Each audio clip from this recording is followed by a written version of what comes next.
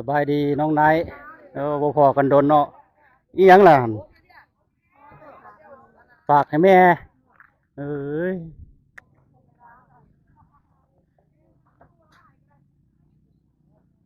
บ่ได้มาเดือนละเทื่อคือเก่าบ่มาทุกเดือนอยู่บ่มาทุกเดือนของบ่พอกันเนาะเออ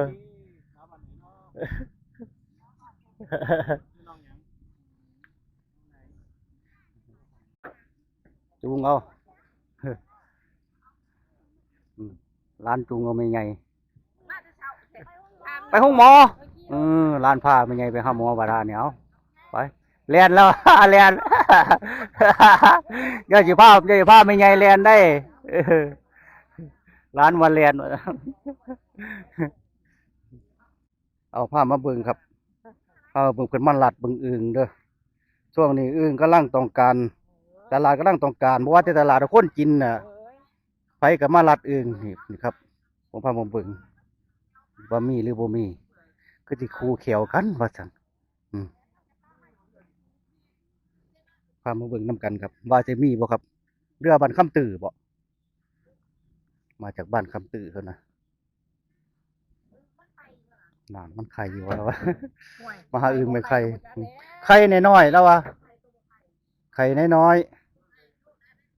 200โลละ200เอื่อยหรือว่า10 ขีดๆโลละ10 ขีดหรือว่า200โลนึงอ่ะเนาะแม่นความเจาะ น่าจะบ่ได้เอา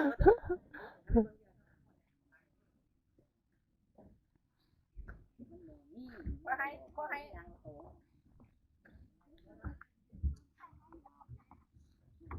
เอ้าบ่มีสัญญาณมาลัดเบิ่งอึ่งกะคักบ่มีแนวได้ให้เอาคืนในบ่มีเพราะมันอืออืออือน้อยโอ้ยๆกระตาซื้อกระตาซื้อกระตาเปล่ามาแต่ว่าตอนเมื่อเต็มอันเนี้ย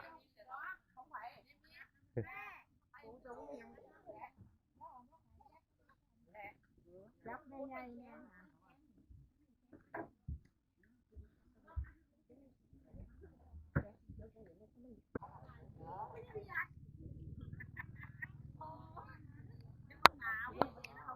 อยู่อันนั้นนะนี่ครับภาพบรรยากาศในการผ่าด่านเปิดครับผ่าด่านเปิดพี่น้องฟังโซปเราคนเดินทางมาหอดมาถึงกันนะครับมาหลายแล้วครับครับเต็มที่แล้วรอเวลาครับรอเวลาด่านเปิดนี่นะครับเพิ่นมาเพิ่นก็ถ่าด่านเฮ็ดตามกฎตามระเบียบเพิ่นว่ารอด่านเปิดก็ตรวจบัตรตรวจเบอร์ตรวจสิ่งตรวจของเอาทุกอย่างทำตามหน้าที่จัดไปครับเดี๋ยวภาพบรรยากาศแบบนี้ไปเรื่อยๆ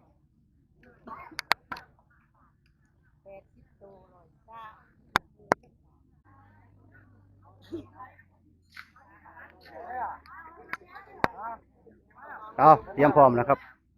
เตรียมพร้อมกำลังจะเฮ็ดเป็นแถวเป็นแนวให้พี่น้องฟังสปปลาวเพิ่นเดินทางเข้ามาครับด่านพร้อมจะเปิดแล้วกำลังจ่อกันเข้าครับ กำลังจ่อกันเข้าเอาปล่อยแล้วครับภาพบรรยากาศปล่อยแล้วขายปลาก่อนแล้ววะเอาเราออกมาขายปลาขายดอกกระเจียวเอานี่หลังจากด่านเปิดแล้วก็หิวออกมาอีกครับเอาเบิ่งภาพบรรยากาศประทานนี่ดูภาพบรรยากาศเอาครับก็มีการตรวจกระเป๋าตรวจจริงตรวจของทำตามระเบียบกันว่าตามระเบียบมือหนึ่งที่ประมาณหลายเลยครับรู้สึกว่ามาเยอะ2 อาทิตย์ 3 อาทิตย์ที่แล้วอาทิตย์ที่เพิ่นเอาบุญสงกรานต์ฟังนั้นเพิ่นมีบุญสงกรานต์กะตลาดนัดบ้านด่านกะค่อนข้างที่จะเงียบเหงาจักหน่อยหนึ่งครับค่อนข้างที่จะเงียบเหงาจักหน่อยหนึ่งหลังจากเพิ่นเอาบุญสงกรานต์มาแล้วกะอาทิตย์ที่แล้วคนก็มีแน่ทิศเฮ็ดนี่หรือว่าเสาร์นี่คนหลายครับประธานคนเริ่มหลายเริ่มหลายจัดไปประธานนี่ปล่อยมาแล้วแม่ค้าก็เริ่มขยับ ขยายมากครับ โอ้ยเป็นอย่าง อืมเอาเบิ่งครับเบิ่งภาพภาพบรรยากาศมาดูภาพบรรยากาศ คนเขาก็อยู่ต้องมีอยู่อื่นหน่อย ภาพบรรยากาศยาวๆจักหน่อยหนึ่งนี่นะครับ ดอกกระเจียว ดอกกระเจียวปลา มีถึงดอกกระเจียวมีถึงปลาพักย่างอังหญ้าพักย่างอังหญ้า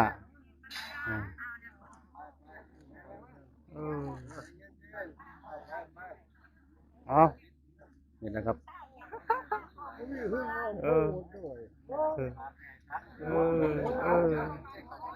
นี่นะครับเต็มโอ้ยโมโหว่าเกิดยังขึ้นครับคนมาหลายอีดีมือนี่หลายแน่นทีบเลยเอานี่ครับในการตรวจสอบกระเป๋าทั้งน้ำมันสินค้า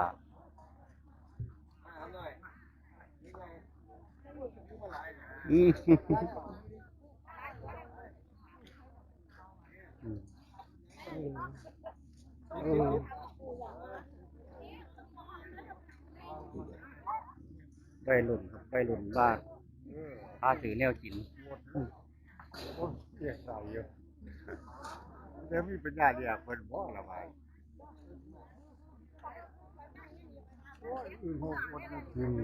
เบิ่งครับทางนี้หันมาทางนี้นี่ค่ะมาหอดก็มาขายได้เลยครับผมมาหอดที่หลังก็ขายที่หลังผมมาหอดก่อนก็ขายก่อนเอาครับนี่การตรวจทำตามหน้าที่เห็นไหมต่างคนต่างทำตามหน้าที่ย้ายแล้วก็ได้ของเขามานำความเคยเห็นก็เลยมาเบิ่งแล้วว่า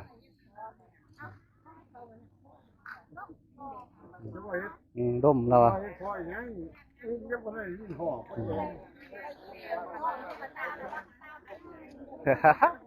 แล้วห่อเขามานำความป้ายกระตาโอ้ได้ฟิวขนาดเลยได้ฟิวขนาดหนักเลย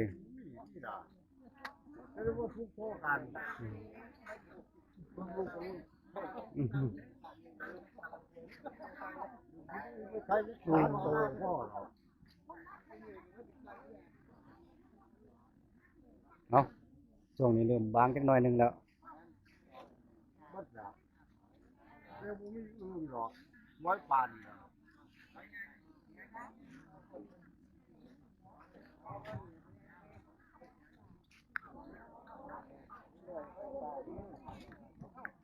ผมอื่นก็ทำยังอย่างนี้ทำแรก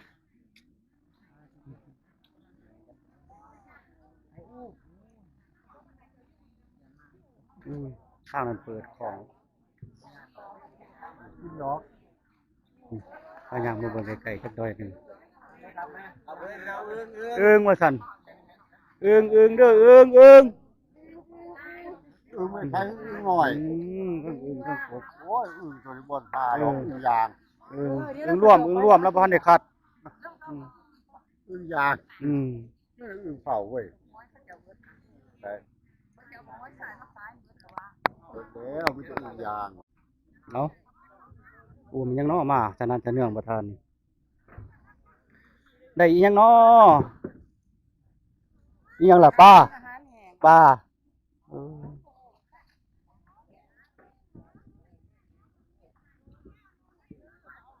เอานี่ครับภาพบรรยากาศกำลังมาอีกกำลังมา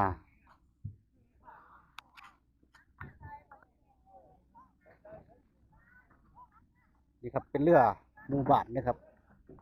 เป็นเรือระหว่างหมู่บ้าน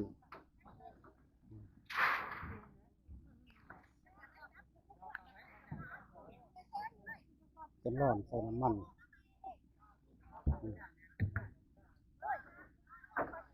เอา จูงเอาอืมร้านจูงเอาไม่ไง มาจะเช้าเสร็จ ไปห้องหมอร้านผ้าไม่ไงไปหาหมอบาดาลเนี่ยเอาไปเรียนแล้ว เรียน อย่าสิภาพไม่ไงเรียนได้เออร้านวันเรียน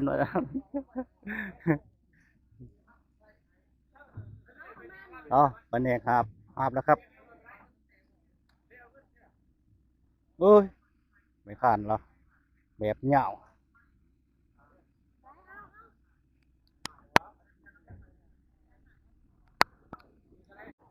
เอามาอีกแล้วครับท่าน มาอีกแล้ว เป็นเรือระวางหมู่บ้านนี่ครับเครื่องหัวเครื่องพ่นดีแต่บ่ใส่หลังคามาพร้อมเอาใส่ไม้คำไม้ท่อให้มีประโยชน์ ใส่ไม้คำไม้ท่อให้เป็นประโยชน์คนว่าจัดไป เป็นเรือระวางหมู่บ้าน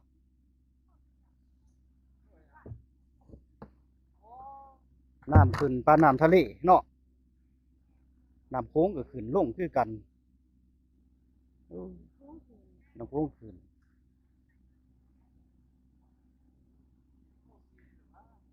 เอาเรือบ้านเฮาเอื่นเรือบ้านเพิ่นเอื่นเรือมีบันไดพร้อมนะครับ เป็นบันไดว่าฮอดแต่เช้าอยู่ได้ดูนี่แล้ว เอามีเพิ่นหาบแล้วนี่หาบหวดทีมงานหาบหวดคือเก่าเอาไฟบันไดเตรียมพร้อมเอาครับมองใส่บันไดด้วยครับเนาะระวังอย่างเดียวอันเรือแล่นนี้บันได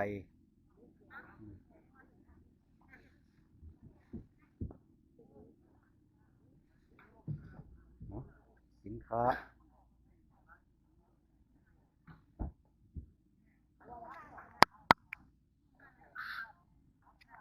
เอาน้องไหนมาเด้วยครับบ่ได้พอกันโดน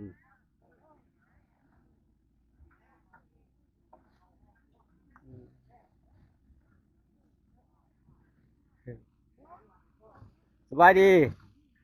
โอ้ยบ่ได้พอกันโดนเนาะเฮาอืมน้องสายน้องไหน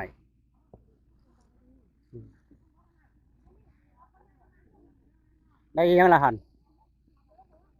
เอาไปใส่ฝากให้แม่โอ้ยฝากให้แม่ฝากไปกรุงเทพบ่โอ้ฝากไปกรุงเทพผักหอมก็แนวกินบ่ได้พอกันโดนเนาะเฮาเนาะ บ่ค่อยได้มาบ่หรือจังไดบ่ค่อยได้มาว่าซั่นมากับเอื้อย2คนบ่มา2คนอีหยังได้นี่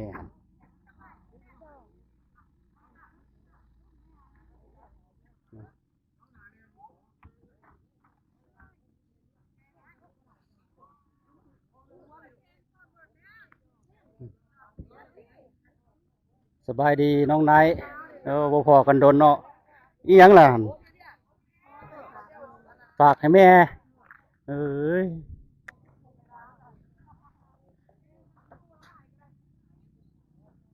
บ่ได้มาเดือนละเทื่อคือเก่าบ่มาทุกเดือนอยู่บ่มาทุกเดือนของบ่พอกันเนาะเออ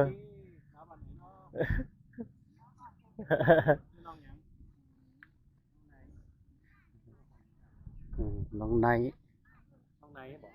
แม่น